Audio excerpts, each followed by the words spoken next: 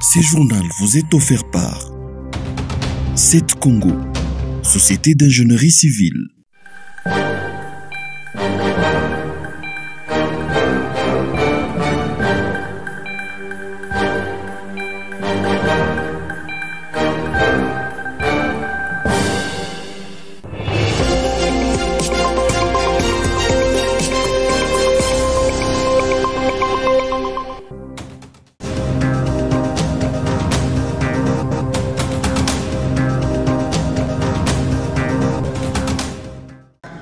Lancé en début de semaine, le séminaire du gouvernement souminois a fermé ses portes ce mardi 23 juillet au Palais de la Nation à Kinshasa. Les membres du gouvernement de la République démocratique du Congo ont été appelés à appliquer tout ce qu'ils ont appris durant 2 jours. Cet appel leur a été lancé par le président de la République, Félix-Antoine Tshisekedi, à la clôture du séminaire gouvernemental. C'est la première ministre qui a lu le discours du chef de l'État empêché. Bien avant la cérémonie de clôture, les travaux se sont poursuivis à l'hôtel du Fleuve. Judith Souminois dit que ce séminaire renforce la capacité d'agir pour chaque ministre qui d'ailleurs a signé un acte d'engagement personnel. Je vous invite dès lors à emporter avec vous les enseignements que vous avez tirés de ces échanges et à les appliquer dans vos responsabilités quotidiennes. Le pacte d'engagement citoyen que nous scellons aujourd'hui est celui de mettre en œuvre des politiques qui améliorent la vie de chaque Congolaise et de chaque Congolais, sans exception.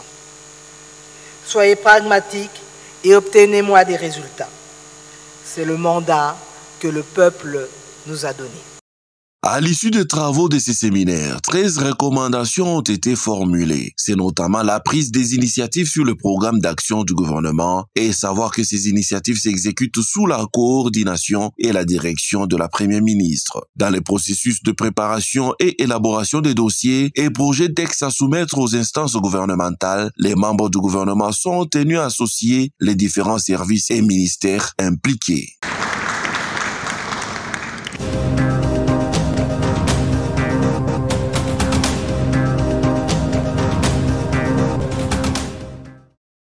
Après 5 mois d'attente, le gouverneur du Maniema, Moussa Kabwangu Mamba, a enfin constitué son équipe gouvernementale. 10 ministres ont été nominés le 20 juillet dernier, parmi lesquels aucune femme. Ainsi, M. Ali Kiamassa va s'occuper des finances, hydrocarbures, du numérique, de la coopération décentralisée, des relations avec l'Assemblée provinciale, communication médias et porte-parole du gouvernement. Lewano Selemani Taylor s'est vu quant à lui confier le ministère de l'Intérieur, Sécurité, Décentralisation et Affaires coutumiers, le mine, l'énergie et l'industrie. Kassongo Wamouya Georges, lui, va se charger de la justice, droits humains, de l'économie et du commerce. L'éducation, la fonction publique et l'emploi ont été attribués à Monsieur Malunga Ouseni Kajol. La santé, affaires sociales, actions humanitaires, jeunesse, sport, culture, art, genre et famille sera dirigé par Kikombe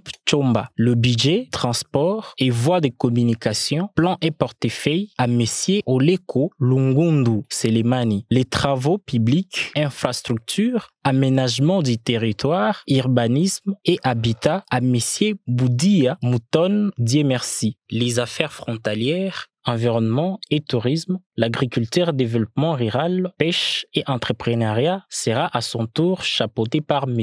Hassani Somwe Bin Choma.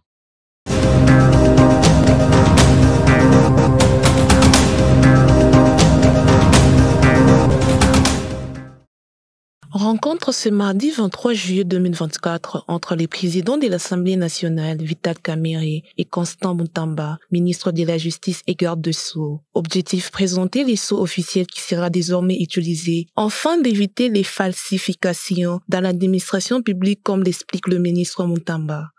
Les sceaux qu'ils doivent utiliser, c'est pour éviter des contrefaçons, des falsifications des dossiers officiels. Une occasion pour le président de l'Assemblée nationale, Vital Kamerhe, d'inviter les autres institutions et services publics d'emboîter le pas. C'est l'occasion de demander aussi aux autres institutions qui ont des cachets ou des sceaux abîmés ou qui ont fait fabriquer ailleurs de se conformer à la Constitution, puisque vous êtes ministre d'État et garde des sceaux d'auto, les sceaux de l'État officiels, à moins à la tête de chaque institution doit venir de vous. À noter que la remise des sceaux officiels de l'État fait partie des actions initiées par le nouveau ministre de la Justice.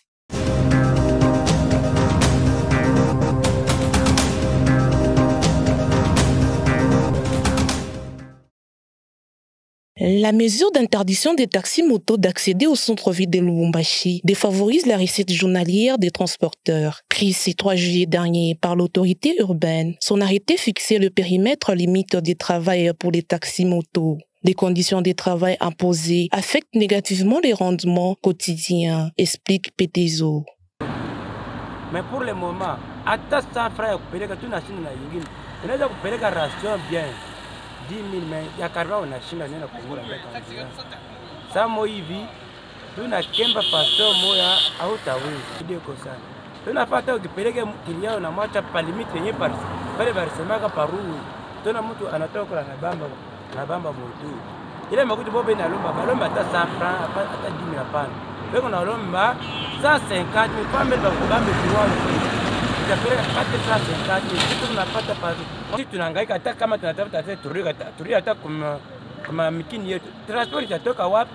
Petezo travaillait sur l'arrêt du marché-musée et demande à Madame la maire de revoir cette situation car la vie est devenue difficile. 2 000, 3 000, 3 500.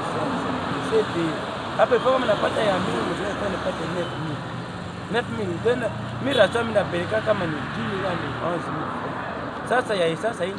Moi j'ai inaanza kuisha ya kulipa mmoja.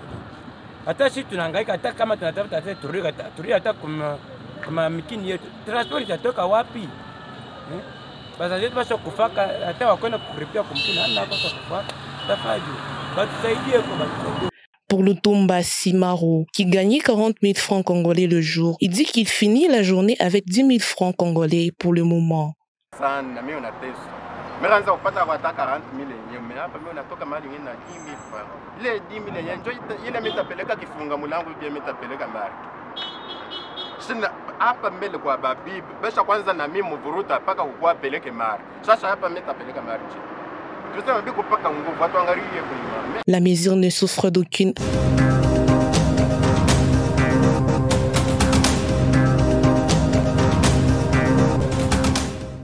Comment la FECOFA a accepté un transfert de 5 ans qui est sur un bordereau de transmission de licence sans savoir qu'il y a un document qui lie Lupopo à Ndongala de 5 ans.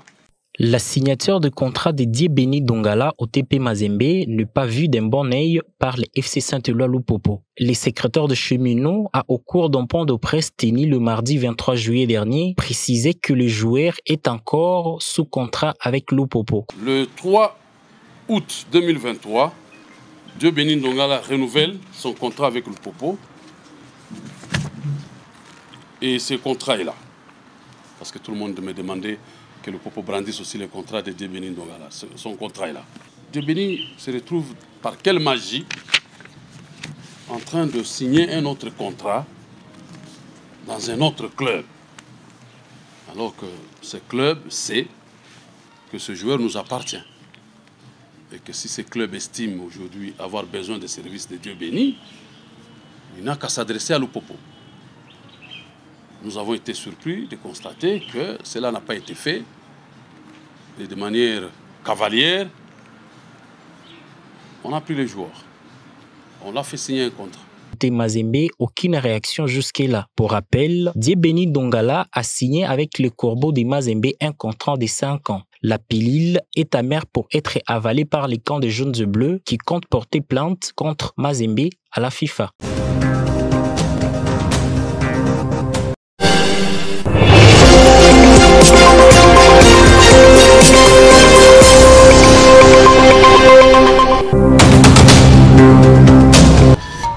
Ce journal vous est offert par 7 Congo, Société d'ingénierie civile.